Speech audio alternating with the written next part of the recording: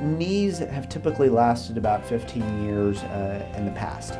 So at that point, either the implants will loosen up due to the changes of the bone around the implant, cement, bone cement loosening, or the plastic that was used back then, the regular polyethylene, wearing out.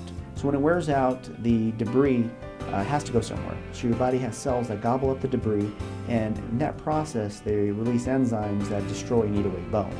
So that causes pain, swelling, the knee doesn't work as well, and so they're candidates for a knee revision, which is where we replace the parts that are worn out and use implants that can accommodate their ligaments or bone loss. And we have a lot of different types of implants to use, some that have a lot of constraint built in, some that have very little constraint.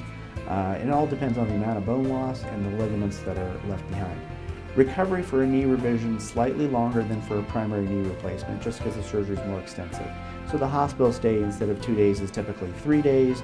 The amount of therapy that you need is usually twice as long from a primary knee replacement.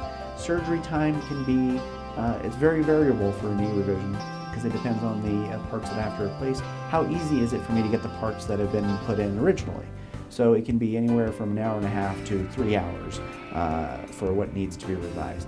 The blood clot risk and the infection risk are similar, but a little bit higher. Again, because it's a slightly longer surgery, the infection risk is a little bit higher because the incision, the knee's been multiply operated on at this point.